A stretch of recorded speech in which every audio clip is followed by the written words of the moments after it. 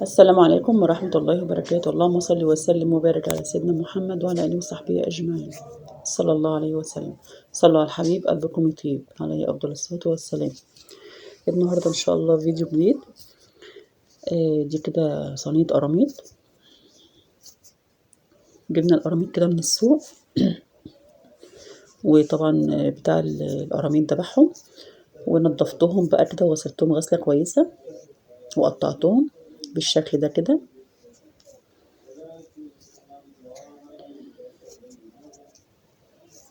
معايا هنا بقى دي طبعا القراميط بحب اديها رشة ملح كده بتتبلي لحم السمك بتبقى حلوة. اعملهم بقى كده بالدقيق ومعايا زيت على النار، احطهم بقى في الزيت كده بعد ما سخن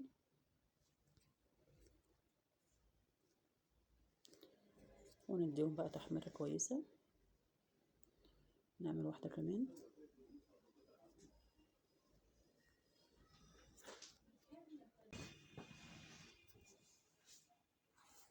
حط مع القطعة التانية.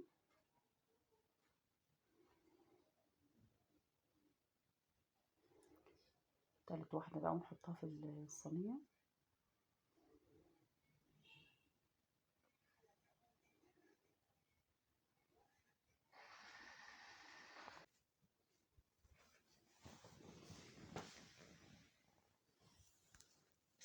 حطيناهم كده في الزيت على النار ونحمرهم بقى كده تحميرة كويسة.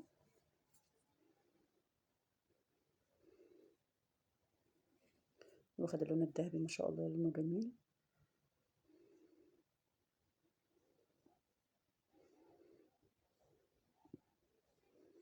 جربوا الطريقة دي بطريقتي كده وان شاء الله هتعجبكم.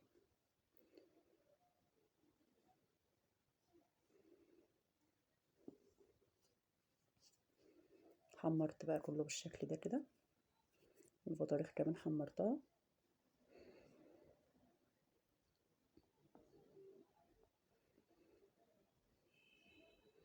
بالشكل الجميل ده.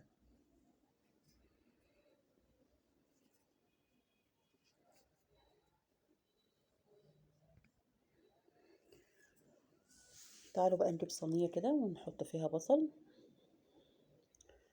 قطعته وحطيت عليه بقى ملح والتوابل بتاعة السمك، ملح وفلفل اسود، بهارات سمك، شوية كمون، واي توابل بقى مشكلة عندكم.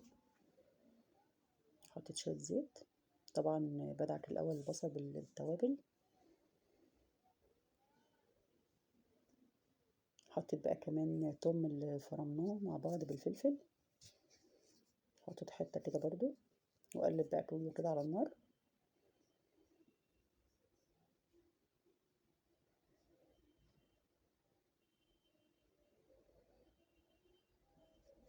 حطيت بقى الطماطم دي، طماطم كنت مفرزاها في الفريزر متجمدة يعني، فحطيتها. طبعا الكاميرا مغيرة اللون لان هي الطماطم اصلا كانت حمرا،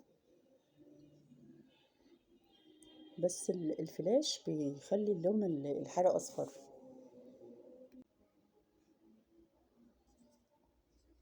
اقلب بقى كده كله كويس بالشكل ده. حطيت شوية مية كده علشان تبقى مظبوطة يعني، ما تكونش تقيلة كده وناشفة، لا. طبعا لسه هنحط القراميط اللي حمرناها.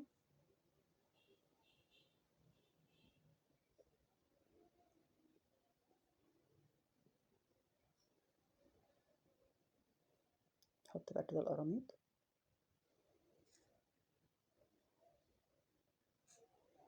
طعمها كان خطير يا جماعة والله، بجد كانت حلوة اوي. جربوا الطريقة دي.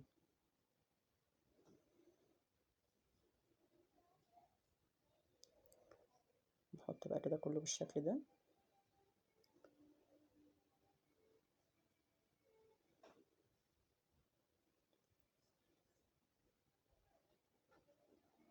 طبعا لسه هندخلها الفرن.